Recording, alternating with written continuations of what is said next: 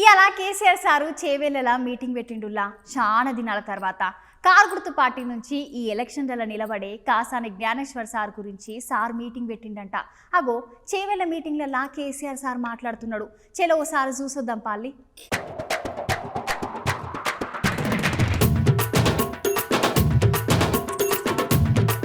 అవునోళ్ళ ఇవాళ కేసీఆర్ సార్ సేవలలో పెద్ద మీటింగ్ పెట్టిండోళ్ళ. సార్ కారు గుర్తుపాటి నుంచి వెళ్ళి ఎంపీ ఎలక్షన్లలో నిలబడుతున్న కాసాని జ్ఞానేశ్వర్ సార్ గురించి ఈ మీటింగ్ పెట్టిండట. అయితే కేసీఆర్ సార్ చాలా దినాల తర్వాత మీటింగ్ పెడుతుంది కాబట్టి అటు కారు గుర్తుపాటి లీడర్లు సుత చాలా మంది జనాల్ని మీటింగ్ పట్టుకొని వచ్చిర్రు. కేసీఆర్ సుత అస్తం పార్టీ లీడర్లను పొట్టుగా అడుచుకున్నాడు. కేసీఆర్ సార్ మాట్లాడుతున్నాడు, మీరు ఒకసారి చూడుర్రి.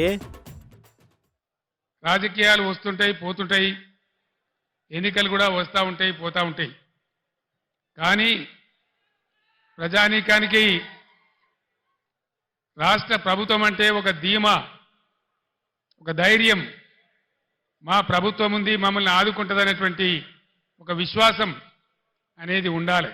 అంతులేని హామీలు, ప్రలోభాలు దానికి గురైన కొందరు కింది మీద చేస్తే ఈ రాష్ట్రంలో కాంగ్రెస్ ప్రభుత్వం వచ్చింది. 4 నెలలు గడిచి ఇప్పుడు 5వ నెల జరుగుతూ ఉంది. ఏ ఒక్క విషయంలో కూడా ఒక పాలసీ కానీ వాళ్ళు చేసినటువంటి ఎన్నికల వాగ్దానాల మీద చిత్తశుద్ధితో కూడుకున్నటువంటి కార్యాచరణ కానీ ఎక్కడ కూడా కనపడతలేదు. మరో ఎలక్షన్ వచ్చింది, పార్లమెంట్ ఎలక్షన్.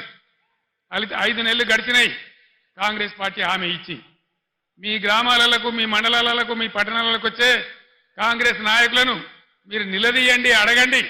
ప్రజాస్వామ్యంలో మనకు హక్కున్నది. ఏమయ్యా మా దళిత బంధు ఏమైంది, మా ప్రొసీడింగ్స్ ఎందుకు రద్దు చేసిండ్రు, మీరు 12 లక్షలు ఇస్తామన్నారు కదా, అవి ఎక్కడ పోయినాయి అని చెప్పి నిలదీయండి. ఒకటే మాట మీరు ఆలోచన చేయండి.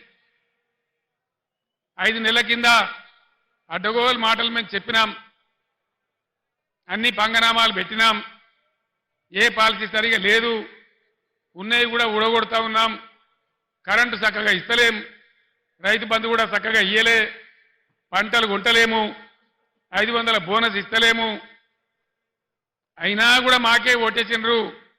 ఇంకా మేము ఏం చేయకున్నా మమ్మల్ని ఎవరు ఏమన్నారు.